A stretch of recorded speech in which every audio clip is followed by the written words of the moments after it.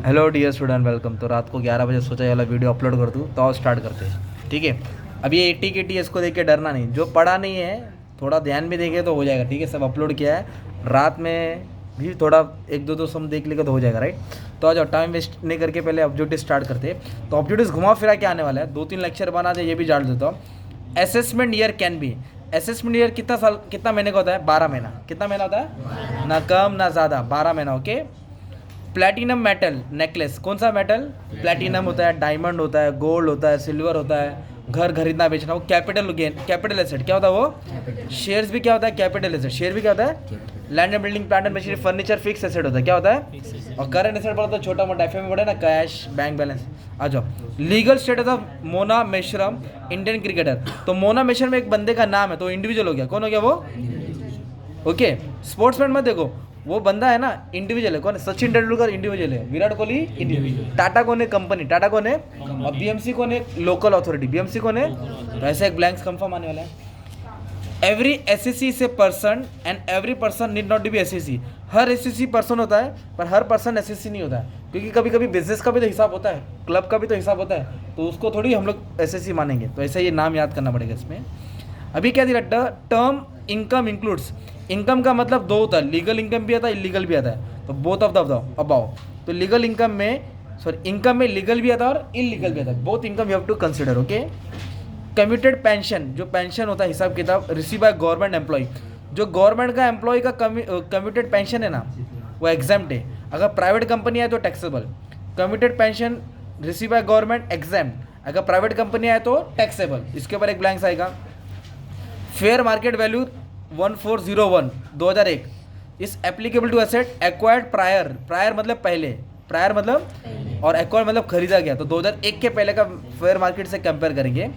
और 80CCC क्या word है? 80CCC पेंशन फंड का होता है, ये नाम याद कर लो। ओके, पेंशन फंड का डिडक्शन में आता है। ये किसके लिए अलाउ है? इंडिविजुअल के लिए। किसके लिए अलाउ है? Individual. Dash is allow and while computing business income. Business income में क्या आता है? जीएसटी आता है। क्या आता है? GST. Share of income receive by member of Hindu undivided family. HUF मतलब Hindu undivided family, joint family बोलते हैं। तो ये वाला इनकम फुल्ली एग्जाम्प्ट है। जो भी जॉइंट हिंदू फैमिली इनकम कमाएगा उसको टैक्स देने का, सेम पार्टनरशिप का भी टैक्स देने का नहीं है, फुल्ली एग्जाम्प्ट है। Deduction on account of entertainment allowance, entertainment allowance deduction government employees को है, not for private employees.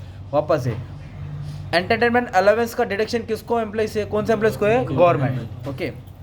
Payment for medical insurance premium under section 80D, तो शुड बी कौन सा mode? Any other mode other than cash. मतलब cash वाला नहीं लेंगे, cash के अलावा जो भी रहेगा वो medical insurance premium section D में आएगा। Other than cash, other than ऐसा घुमा फिरा के कुछ भी दिया है। ट्रू फॉल्स में क्या दिया है? एक्स ग्रेशिया, एक्स ग्रेचुटी जो लमसम अमाउंट मिलता है रिटायरमेंट के बाद, receive from employer is not taxable. False. Ex gratia taxable होता है। क्या होता है वो? तो इन लोगों ने नॉट बोला, इसके लिए फॉल्स है। Wages and salary are taxable under the head from income from salary. हाँ, सैलरी किसके अंदर आता है? हेड फ्रॉम सैलरी में ही आता है, तो ट्रू है।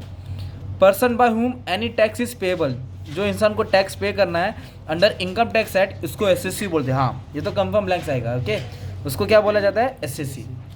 Amount receive from winning of lottery, lottery से जो भी कमाया, केबीसी से जो भी कमाया, कौन बनाएगा? करोड़पति है ना, लॉटरी। तो उसका इनकम क्या होता है? वो इनकम होता है। यस, वो इनकम भी और वो टैक्सेबल भी है। इनकम भी और, यानी it is true. When a property is use by owner himself, वो खुद प्रॉपर्टी यूज़ करता है, annual value of such property is taxable as income from house property, तो फॉल्स है ये। इसका आंसर क्या आएगा? फॉल्स है। ओके। ट्रांसफर एक्सपेंस, ट्रांसफर मतलब जो घर बेचते हैं वो कैपिटल गेन में ट्रांसफर एक्सपेंस आता है, वो डिडक्ट होता है। हाँ, डिडक्ट तो करते हैं ना, सेल में से ट्रांसफर क्या करते हैं? माइनस, तो जाके नेट कंसिडरेशन मिलता है। There are total 4 heads of income. False, 4 नहीं है, कितने हैं? 5। कितने हेड्स है? 5 हेड्स ऑफ इनकम है। अब इसके ऊपर मैं बुक निकाल के आंसर भी समझा दूंगा, तो कि शॉर्ट नोट भी हो जाएगा। Gift receive from father is taxable. False. Father से गिफ्ट मिला क्या है? माफ है। अगर 1 लाख से ज़्यादा मिला तो? Status of Indian citizen is always resident. False. जरूरी नहीं कि हर इंडियन वाला रेसिडेंट हो, क्योंकि बाहर गांव में रहेगा 1-2 साल तो रेसिडेंशियल नहीं होगा ना। रेसिडेंट का स्टेटस क्या? 182 डेज। कितना होना चाहिए वो? 182 डेज। ये फॉल्स था। Section 80U is applicable to all individual. False. Individual के लिए नहीं है, एसएससी के लिए। किसके लिए? SSC. Royalty is taxable under head of income from other source, true. Royalty कहाँ सा सोर्स है? Other source. Dividend other source, gift other source, lottery other source. Previous is always for 12 month, false.